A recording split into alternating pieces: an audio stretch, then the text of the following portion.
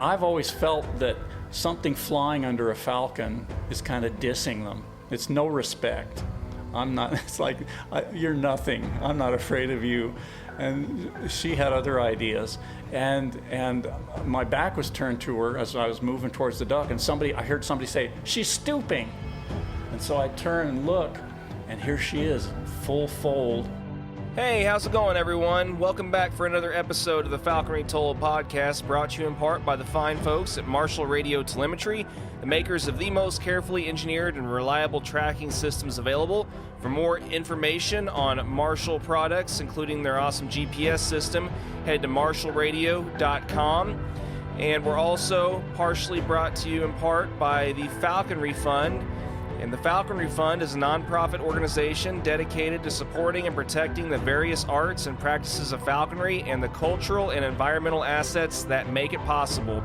For more information on the Falconry Fund, head to falconryfund.org, where you can find out more about their current projects and how to donate. And this episode is the second episode in a series of podcasts that is brought to you specially by the New Mexico Falconers Association. If you haven't gotten a chance to listen to the last episode that was published yet with Paul Domsky, you can go back and listen to the intro of that and find out some more information. But long and short of it is the New Mexico Falconers Association decided to have me down and do a series of episodes with them about the history of falconry in New Mexico, how their club got started, and just kind of have some discussions with some of the older falconers in the state and the guys that were there in the beginning. So last episode was really cool with Paul, and this episode with Matt Mitchell is also very informative, I think, and kind of helps cover some of the early days of New Mexico falconry. So as stated before in the last episode, if you're interested in having a series of episodes done for your state's club, feel free to shoot us an email, and we'd love to work something out with you. But anyway, without further ado, here's Matt Mitchell. All right, and 3, 2, 1, and we are rolling, and I am here with Matt Mitchell in his really cool house. I don't know how he lucked into it, but it's... Yeah, how did you luck into this, by the way? You kind of were talking about it a little bit. Just tell me a little bit more how you lucked into a house that you could easily convert into like a billion-chamber mew and everything else and have it be so conveniently nice. Like, how did you fall into this? Well, this is a small community. We all live on Bosquecito Road, and everybody gets to know everybody for better or worse. And this gentleman that lived in this house did lapidary, which is what I do for a living as well. And so we had a connection there and stayed in touch.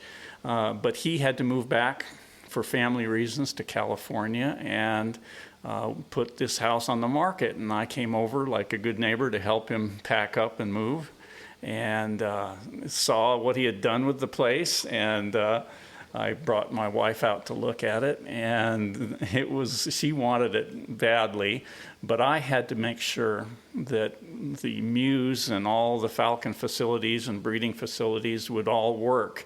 And I did not want to build a whole new facility from the ground up. So it came down to converting a 24 by 30 workshop, all open space, but lots of windows.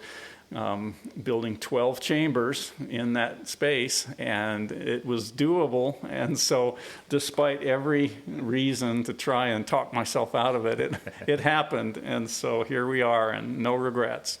Yeah, no, that's awesome. I'm glad it worked out for you.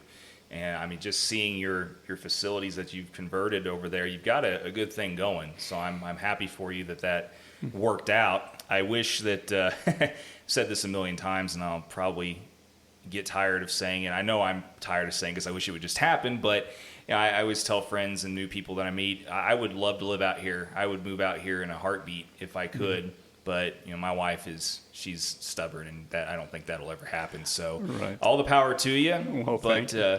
But yeah, so how long have you been in New Mexico, and how long have you been involved with the club? Well, I have been involved with the club for as long as there was a club, but actually falconry came to New Mexico before there was any organized group at all.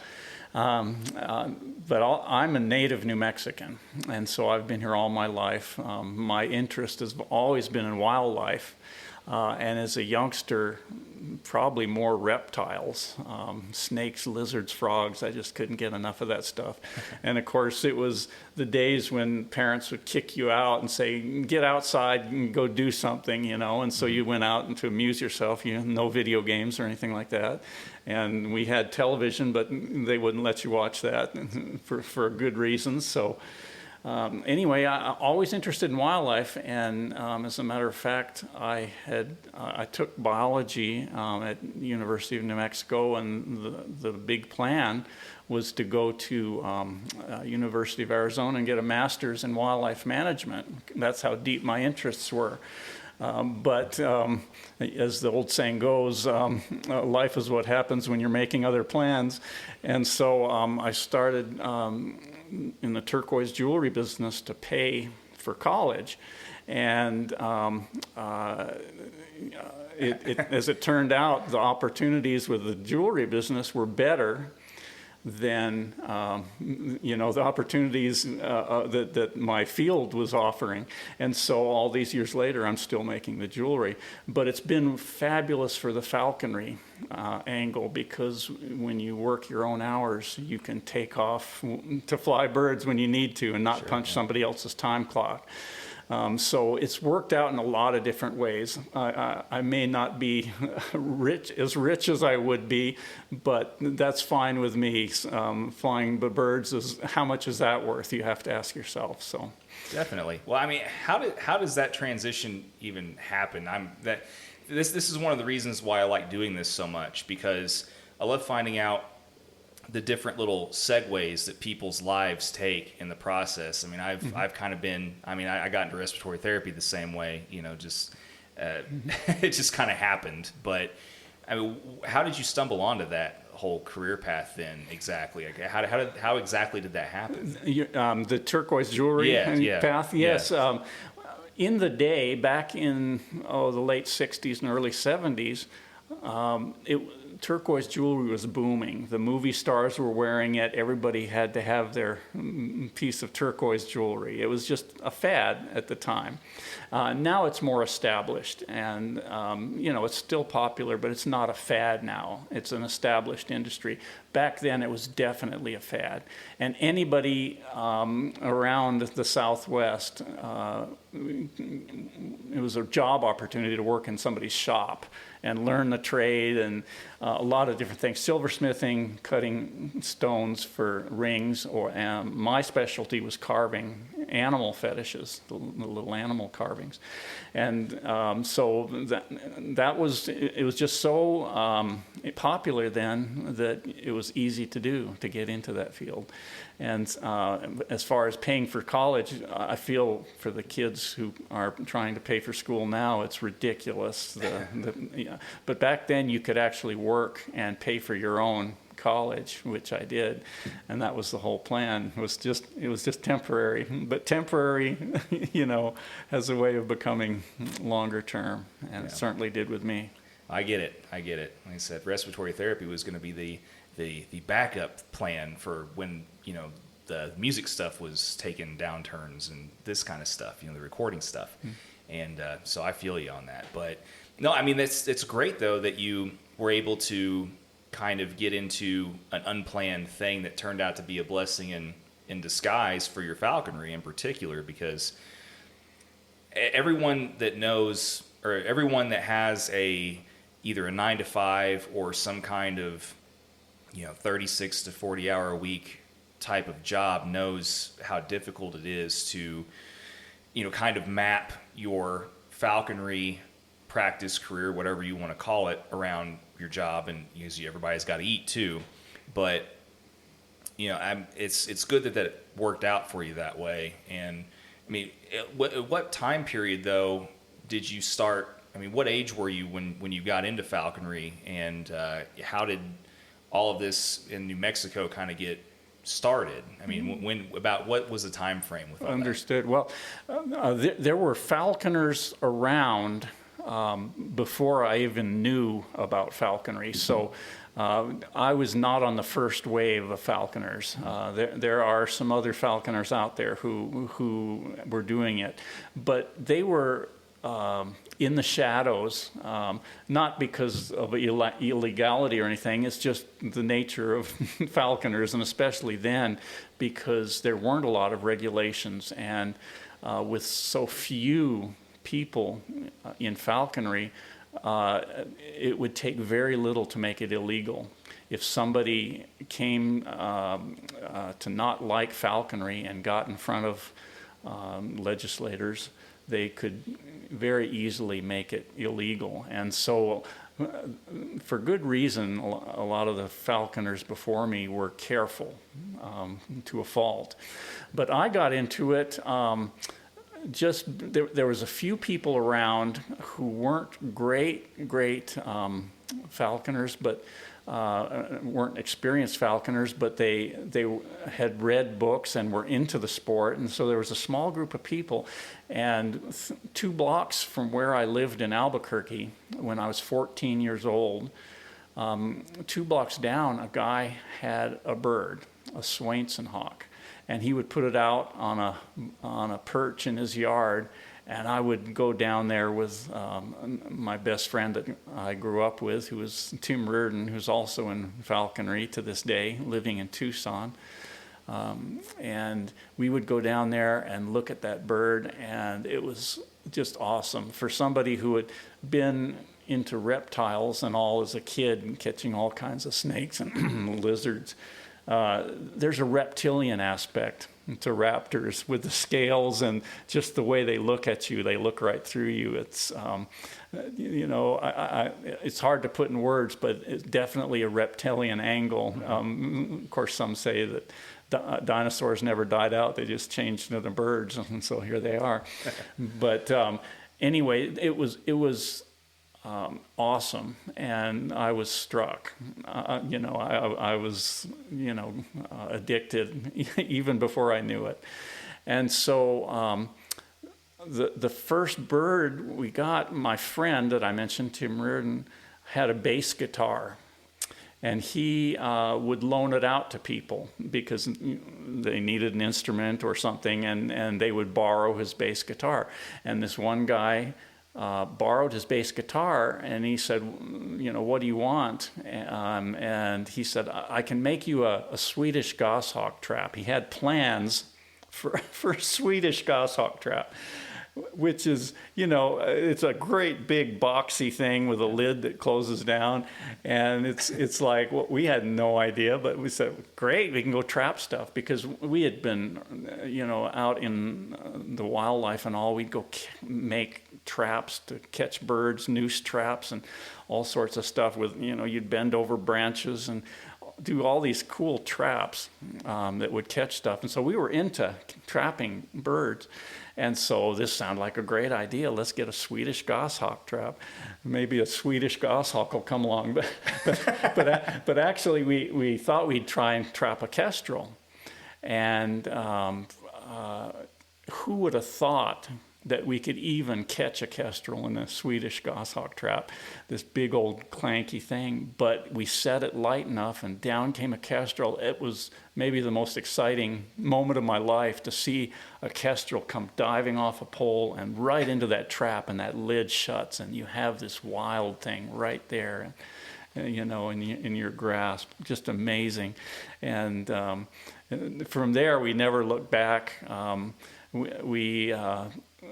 We actually had burrowing owls for a while. Burrowing owls were a lot more common when I was a kid than they are now, and so we made these similar to a have-a-heart. They're copies of a have-a-heart trap, but we made them ourselves, and we tie them open and put them over the burrowing owl hole. And so the babies and the parents would get used to it, and then they'd come in and out, just like it was the entrance to the hole. And then after they were acclimated, you'd set it, and the first one through you'd catch. And so you'd catch a baby burrowing owl. And so we had these Ias burrowing owls, And the amazing thing was how good their hearing is. We would take them to the park where we would hang out in the summers as kids, and we'd have these burrowing owls, and they would hear a cicada or a katydid up in the trees, and they with their ears they would hear it, and you could see them focus their hearing on where it was, and they'd fly right up and catch it and take it down. And it was just a blast. Of course, I have to admit that a burrowing owl is a chick magnet, and so any girls around the neighborhood would have to come check them out, and so that was a nice aspect to it. But then from that, we moved on to Swainson hawks, and we each had an Aya Swainson hawk. And of course, we took them too young. They were imprints, but we learned the ropes on the bigger birds. My buddy lived 2 blocks away, and my bird screaming, you could hear his bird screaming 2 blocks away, and it's a miracle that the neighbors didn't turn us in or complain or something, because those were noisy birds. But we got them flying and catching small fry and whatnot, and ended up releasing them before migration. But it was, from then on, it was just one bird after another. And that was about the time in the early 1970s. When I got into falconry, there were no regulations. The regulations were first put in place in New Mexico in 1972. And if you can believe this, I had a friend who would go out and trap kestrels. And he would sell them to the local pet shops for $5, and they'd turn around and sell them for $7.50. So you could go, just walk into a pet shop, a couple of the local ones, and buy a kestrel, which is just incomprehensible right now. Sure. Because they're regulated as well they should be. But it just shows how Wild West it was then. There were no regulations. Wow. And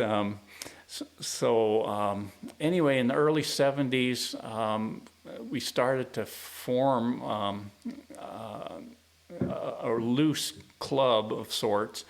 And it was actually a couple of years that it got very organized, and we actually put out the first issue of the New Mexico Falconry, the Journal of the New Mexico Falconry Association. And it has to be a collector's item because it was really well done, good articles. It's just amazing. Unfortunately, it was the one and only issue, which makes it more valuable. But that was what some people thought a club should be. I was much more practical, to be honest. I thought there were 2 reasons to have a group. First of all, to get the regulations where you wanted them. As I mentioned earlier, regulations can you can be put out of business in a heartbeat because there's such a small number of falconers compared to shotgunners or any other sporting group. And so we're always cautious, and organizing makes it easier to get the regulations you want passed and put in place. The other thing is, in the early days, there were a lot of falconers who did their own thing, and some of them didn't have a healthy respect for rules and regulations. Maybe because falconry is such gray area as it is, because most of the regulations are made for gun hunters. And so they try and apply those regulations to falconers, and it's not the same thing. Falcons and hawks have their own mind. They'll go and catch whatever they want, and there's not a darn thing you can do about it. And then there was the whole peregrine issue. When peregrine numbers were going down, a lot of falconers believed that it was all hype, that the peregrines were doing fine. And so you had issues with people breaking into unlawfulness or this kind of thing, stepping over the line. And so part of forming a club was to instill peer pressure. Basically, it's like, look, we're all in this together. If you do something illegal and it gets written up in the newspaper, it's going to hurt all of us. It's not just about you, it's about all of us. Because what one falconer does, makes all of us look bad. So that was the other big reason to me for forming a group. And I never wanted it to be any more formal than it needed to be. Some clubs are really well organized, and it's almost like a goal in itself is having a lot of organization and journals and all that. I felt that it was just as much as we need, nothing more. And that's kind of the way it stayed. And it's not that I'm against getting more organized, but if somebody else wants to do that, fine, let them do it. But as long as I was part of organizing things, it was like, let's keep it simple. It's about us and about the regulations and just getting together. And the other thing that happened in the early days is you would have disputes among falconers. And one falconer would turn somebody in for some such thing because they were enemies. And then another one would turn somebody else in for catching game out of season. And it's like, people, you're just hurting the sport in the state. The state is like parents. They don't want to hear their kids coming to them with their problems and disputes. It's like, we need to settle this amongst ourselves and not tattle to the state because it makes us all look bad. So that was another reason, is to enough of this. Let's, we're a group.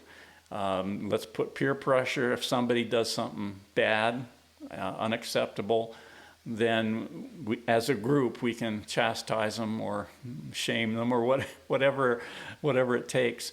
But tattling to the state or the feds is not the way to go.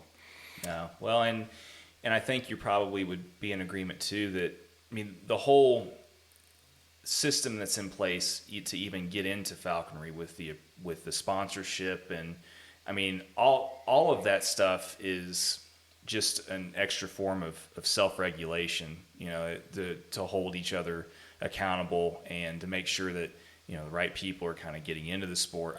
It all ties in together. All the above reasons that you said are good reasons to start a club or, to start some kind of group that can either, self-regulate or advocate for, a certain group of people's rights to government or whatever the situation may be for those tough situations in which, unfortunately do pop up from time to time. But it sounds like there's a lot of history though with the state, and I do know a handful of people here, of course, that have been involved and lived in the state for a long time. But it's interesting to hear, just how far back it was that things kind of did get officially, quote unquote, officially started, right? As opposed to just the stuff that was kind of happening in the background. But that's neat though. So you started off, and I just have to add this too. Being a bass player myself, I would have a hard time lending one of my custom basses for someone to build me a Swedish goshawk trap. But what a random thing! Just to have plans laying around for, that you could just build somebody. Right. That had to be so random. Well, it happened to be the brother of the gentleman I spoke of earlier that had the bird on the perch okay. two blocks away. So he had the plans from his brother. He wasn't a falconer himself, but he said, "I'll build this for you if you lend me your bass." So there you go. That's awesome, though. Well, that's another one of those funny random, like anecdotal, kind of thing. That's hilarious. Right. But I should mention the first big bird that we had.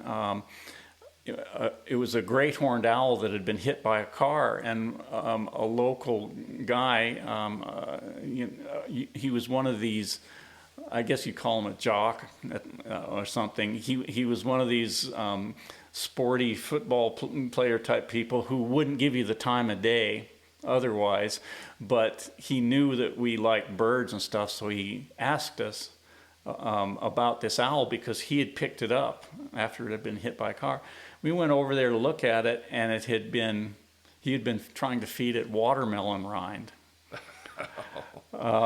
which is not. I don't know where he reached. I guess it was the right color or something, but anyway, we talked him out of it. And you said, these things have to eat meat and they need a lot of care and blah, blah, blah. And so he turned it over to us. So we had this great horned owl we had it for 4 or 5 months, quite a long time. And it recovered and all. But the thing that I learned about great horned owls, at least adult ones, I would go out to train it every day. And it would learn a new, and it'd come flying across the yard and whatnot. But I would go out the next day, and it's like it didn't remember any of it. It would click and hiss at you, and it's like, didn't you learn anything yesterday? I'm your friend. I'm Mr. Food. And so you had to go through all the steps, and sure, every day it was a little quicker, but it's like you had to retrain it every day. A frustrating bird, but I learned a lot on it.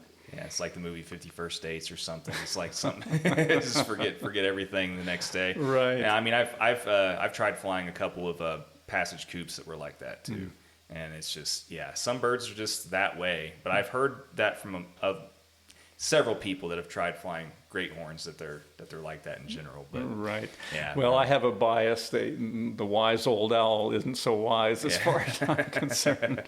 A lot of people feel that way. It sounds like it's a reputation that's been well earned in that regard. But some people have done well with it. They have done, and some of the imprints and passage great horns they've done just fine with them. So it's maybe I'm speaking from ignorance. I'm sure somebody else could maybe talk better of them. Well, I mean, I think you can probably say that species to species, though. Right. Because, I mean, like, it's the whole, like, one man's trash is another man's treasure kind of thing. Some people love certain birds, and they're just wired to fly certain birds. That's just their personality. Right. And so, I mean, maybe some people are just either they just got really lucky, or they're just overly patient because they just love that breed, or not breed but species, or whatever the case may be. Right. Who knows? Your guess is as good as mine. Right. But I have great respect for them. Don't get me wrong. I remember we were camping out at a falconry meet. And as people do, they'll get their birds set up for the night. And I had one bird out and was taking the hood off and getting it set for the evening. And it was dark, except for the campfire. And I was a ways away from the fire. And the bird started screaming a little bit. And I felt this breeze. I didn't hear anything, but I felt this breeze above my head. And I look up, and there's a great horned owl hovering right above me, ready to take that bird right off my glove. Yeah. And it was responding, I'm sure, to the sound of it screaming, and as a prey item.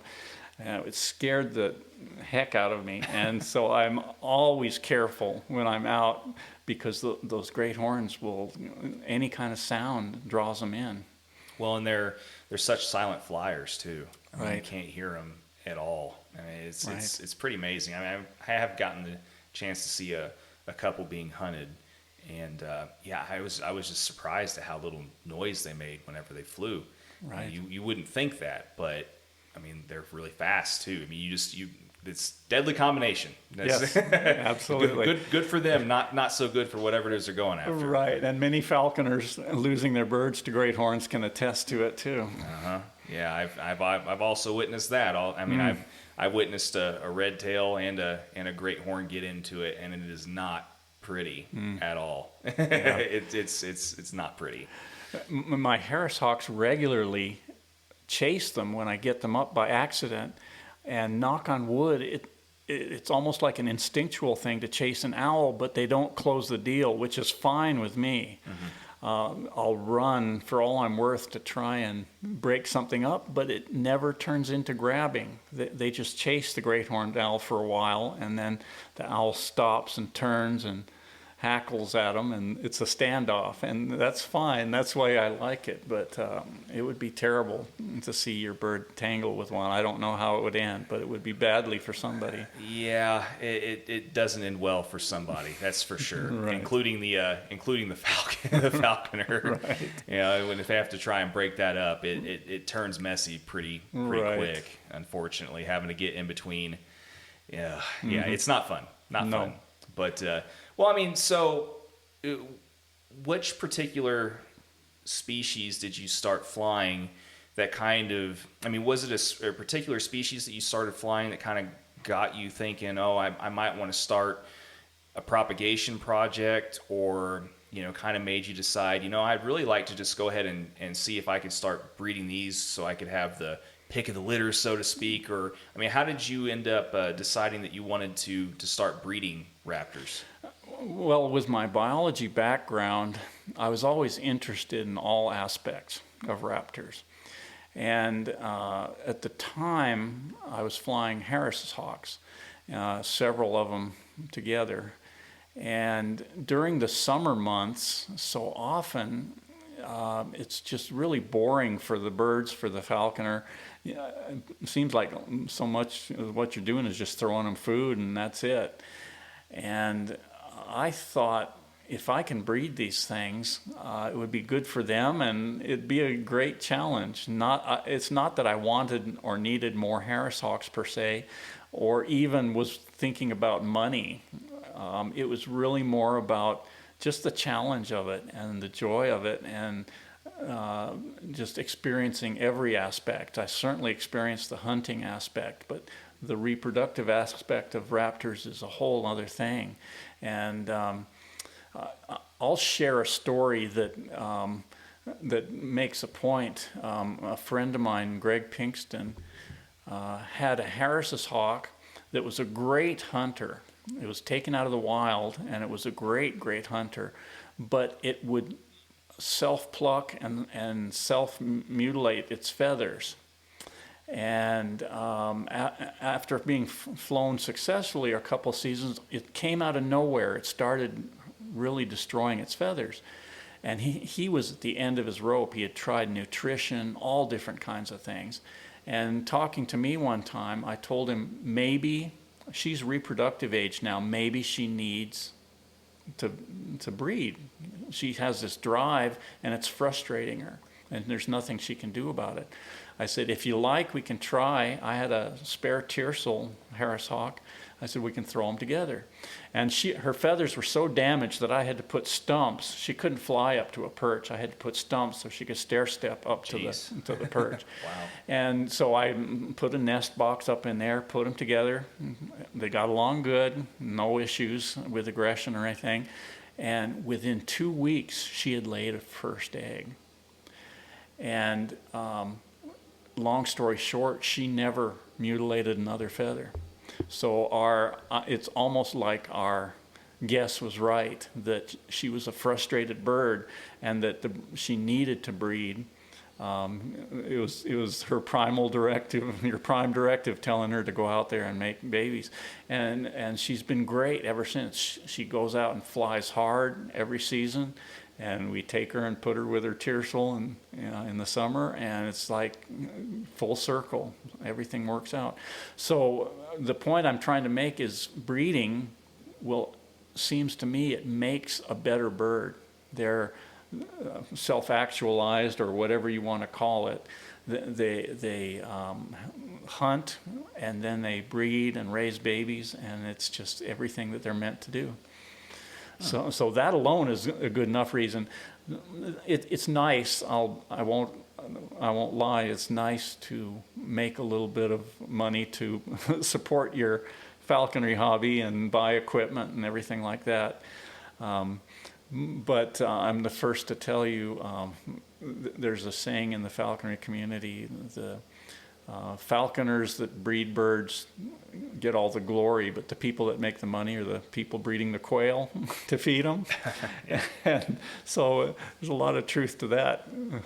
Yeah, I can imagine, because, I mean, pretty much, I mean, almost every person that breeds raptors that I know, you know, be also the first to say, yeah, there's just not a whole lot of money to be made in this. You're not going to get rich, you know, necessarily breeding raptors. It's not some kind of thing that you can just, you know, quit your job and, you know start Right. just start, you know, hammering out all these different species, and you're just going to instantly become a millionaire or something. Right. I had a friend years ago who had a Merlin that started laying eggs for him.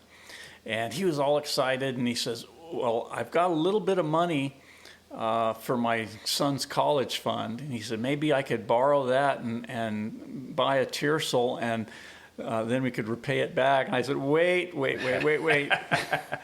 Don't be taking your son's college money. This is such an unsure, unpredictable thing. I would only put money into it that you can afford to lose. And so I stopped him right there. Yeah, I mean, you should only take from your kids' you know, college fund if you want to buy other cool stuff, you know, like bass guitars or you know, whatever. But yeah, having expectations of getting it back is a whole other thing. Absolutely. No, that's cool though. Well, I mean, so you started breeding the Harris Hawks. When did you start, you know, trying to breed other falcons? And I mean, did it kind of come in succession, or did you just stick with Harris's for a while? Or I stuck with Harris's for a while, just because that's what I had. I didn't have a lot of falcons for a while. But I remember telling my wife, it was sort of like the nativity or something. People would come around to see the baby Harrises, like, you know, like it was the Christ child or something, come to see the Harris Hawks. Matt's got Harris, and they come look at them, and it was hilarious, you know. Funny. But I guess it was like the first one. I wasn't exactly the first. There was a doctor up in Santa Fe that had bred some prairie falcons, and then there was a guy, Jeff Turner, in Silver City, who had a pair of birds that he had tried to breed unsuccessfully, but he was sure trying. So there were people who were doing it themselves. Of course, Tom Smiley sent peregrines up to the Peregrine Fund for, where they were bred, but only until recently, as Tom started breeding himself directly. So it was what I had. I did not think much of falcons for a while. When they make fun of Harris Hawk people, saying they're dirt hawkers and they fly clones and all that kind of stuff. But the falconry that was going on that I saw was pigeons. You know, they would go out and you know, let a bird go soaring and throw a pigeon, and they get a beautiful stoop. But it was like, this isn't game hawking. I mean, it was a pretty thing to watch, but to me, it wasn't game hawking. And having flown Harris Hawks, which you go out and you get flight after flight after flight, and you get out there and beat the brush, and that's hunting. You know, going out and setting up a table and lawn chairs and watching a bird go soaring and then throw out a pigeon. To me, it's cool, and I wouldn't put someone down for it, but to me, it's not hunting. And I wanted to hunt, and I said, I don't want a falcon if I can't hunt it. Well, there was a guy named Scott Baker that had an imprint female Peals. And the thing about imprints is you can fly them in such high condition, and she was just solid muscle. And I remember there were two ponds very close to each other, and we would flush the ducks, and the falcon would stoop, and they'd get to the next pond, she'd go back up, and it was back and forth and back and forth, and we hunted that bird for a full hour, and that bird was working the whole time. And I said, I could get into this. this is some good stuff. And so it made a real impression, and that's when I started getting into falcons. And so I started out with Passage prairie falcons, and ducks were the thing that was around. And what amazed me was every bird was so different. I was training them the same. I think I flew 8 Passage prairie falcons. Every bird was different. I would train them the same way, but some would scream, some wouldn't. Some would love ducks, some hated ducks. You just don't know what you're going to get and that's kind of an exciting thing with Passage birds, but it's also frustrating. If you want to do one particular thing, if you want to hunt ducks and they don't know what a duck is, it's an uphill battle because they tend to get set in their ways after a while. So then I started to say, if I raise my own, like imprint one or at least chamber raise, get one as a chamber bird, everything that bird is what I put into it. And that way I'll know it's going to take ducks, or I know what it'll do because I'm there to influence it. And so that's when I got into falcons. And when I've always bred what I have. And so that's when I started breeding falcons.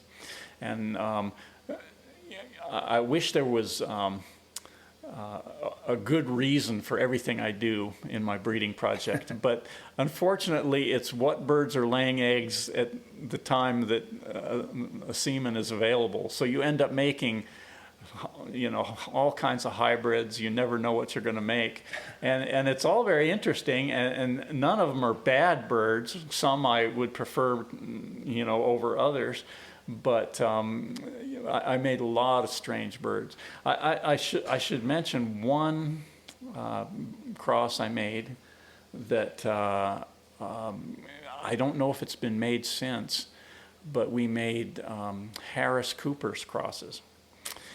And now, it's easy enough to make interspecies, intergenus crosses, but the Cooper's is accipiter, Harris is parabudio, and so it was intergenus, not interspecies. So it was, and I don't know if those young were fertile, but people had a lot of fun with them, and I would like to see somebody make them again someday. It would be interesting. Wow. Well, I mean, I've heard similar things being done with Harris's and Gosses. That's something that kind of interests me as well. It's of course blasphemy to even speak of such a thing to people who are just fanatical Goshawk fans. Right. But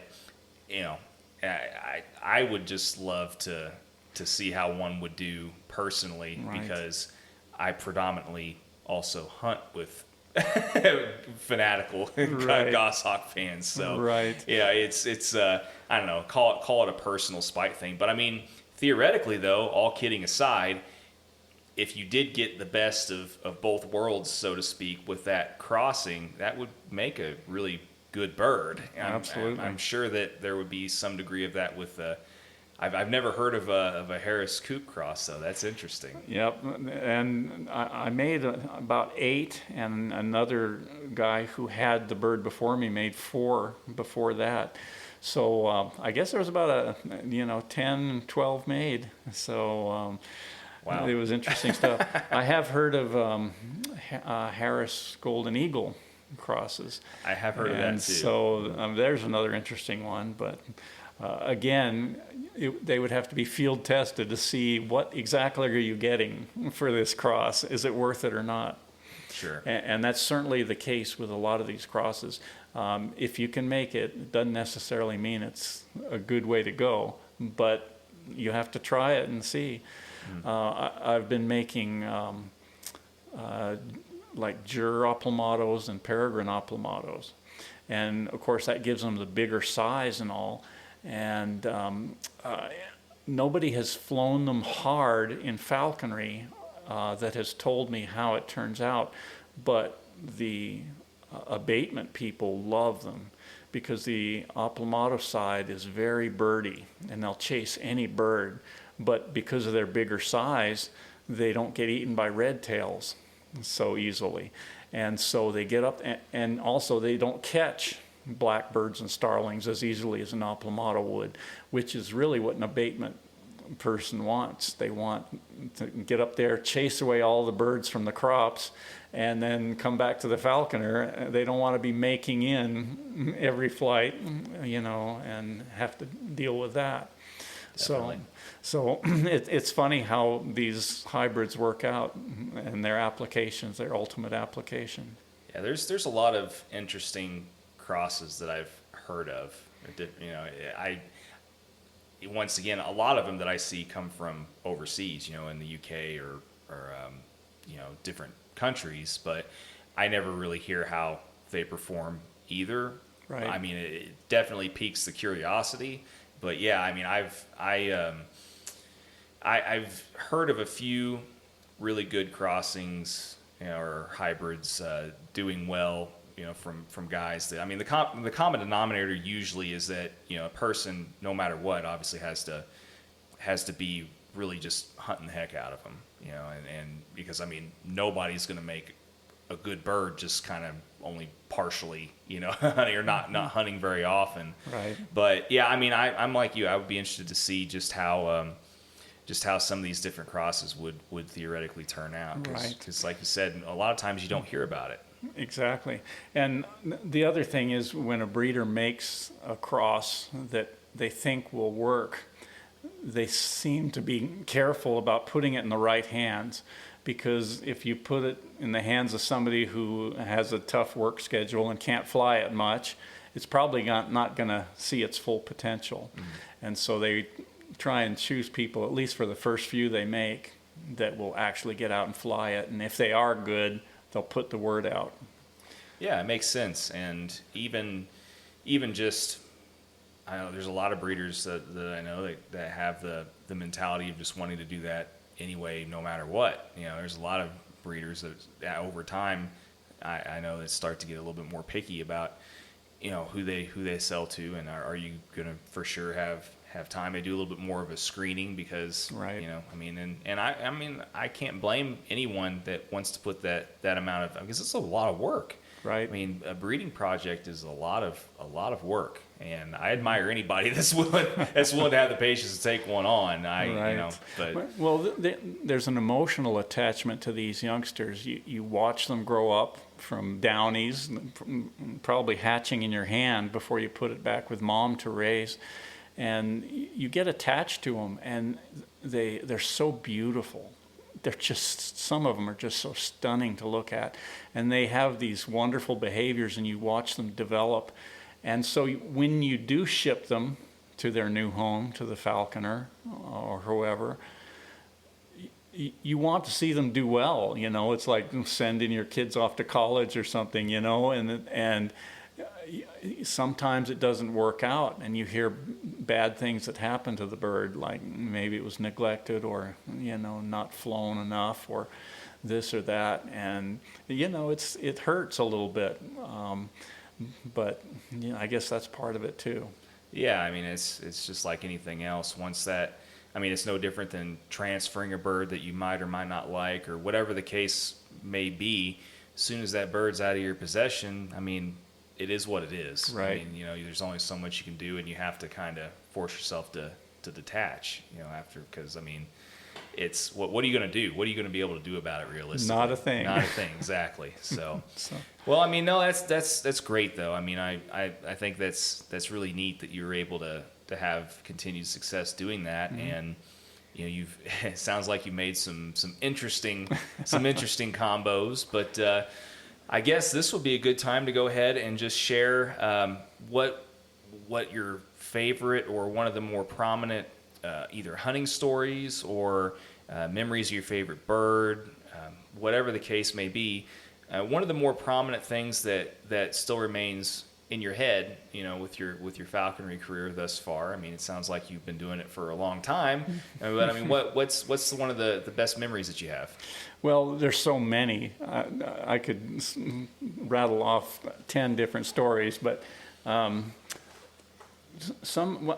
I'll take an imprint angle. I tend to like flying imprints. Part of that's the biologist in me. I love seeing those behaviors. With an imprint, what you see is what you get. What they're feeling, they're going to express it, no holding back. And that's why a lot of people don't like them, because of their manners and noisiness and whatnot. But in my opinion, you fly an imprint hard, and after a while, you can't tell the difference between a good, hard-flying, self-sufficient imprint and a passage or a chamber-raised bird. Their manners can be just as good, and they're still totally acclimated to everything you do. So one story that I like, I had a Jur Barbary tiercel that was really great on ducks, but he was so stocky and wide. I just loved looking at him. Gave me great joy because he was so wide and in the shoulders, and he would go up and really fly well. And I had flown him for a number of years, and he was a semen donor, and so he was basically, in his mind, I was his mate. And so one day I was out and spotted some ducks on a drain, put him up, and he went right up like he does. And while I was moving in to flush the ducks, I hadn't seen a red tail in a tree right where the ducks were. And that red tail took off out of the middle of the tree and let out that red tail ticked off scream. And the tiercel up above took that as a threat to me, I think. And he went into a full fold and stooped on that red tail. And the red tail never saw him coming. And he whacked it in the back of the head, and it went down like a leaf. And I thought, oh my God, I've killed a red tail. And he, after the stoop, he just kind of looked over his shoulder and went back up. It was all about getting the red tail out of the equation. It wasn't about killing it or eating it. It was just neutralizing it, exactly. So he went back up, flushed the ducks, got them fed up, put them in the car, and I went over to see how see this dead red tail. I walk over there, and it stands up, kind of shakes it off, and flies away. So it was like, okay, I was happy. But it just showed me a behavior, this defensive behavior in these birds. I had another bird. It was a Barbary anatom female. And if I told this story to a group of falconers around the campfire, they would all razz me and say I was making it up. But as fate would have it, it was at a falconry meet, and there was at least 12 people there. And so the way it works at falconry meets, you kind of have a unofficial drawing, and so this one flies first, this one second, and so on, till everybody gets flown. Well, because of birds wandering off and delays and whatnot, my bird, who usually flies at 8 o'clock in the morning, it was 1:30 in the afternoon, and she was so ready to fly. More than ready. She used to fly around 710 grams. She was down to 690. So she was way down, and it's like, this bird's got to fly. So we found some ducks, put her up. With 1 o'clock in the afternoon, it was cold out. It was full winter, but there were still some thermals and stuff. So she was just going up fast. It's like, okay, she is so into this. It's going to be great. So we were moving up on the ducks for the flush. 3 sandhill cranes came flying right underneath her. And I've always felt that something flying under a falcon is kind of dissing them. It's no respect. It's like, you're nothing. I'm not afraid of you. And she had other ideas. And my back was turned to her as I was moving towards the duck, and I heard somebody say, "She's stooping." And so I turn and look, and here she is, full fold, and she smacks a sandhill crane in the head. And it doesn't go down, but it stuns it, and it's like wobbly. She pitches up, hits it again, right in the head, and then this was out a good distance by then, and she finally hits it a third time, and I remember seeing it go down into this field way out there, a couple hundred yards, and a big puff of dust came up because that thing hit so hard. And then I see her go down, and someone had her in binoculars, and they say, "She bound to it. She's on it." And so the guy that saw exactly where it went down jumped in the car with me. We got as close as we could in the car. It seemed like forever. It was just a couple of minutes. And we go running up, and I could just picture my bird being torn to shreds by this bird that outweighed it by so much.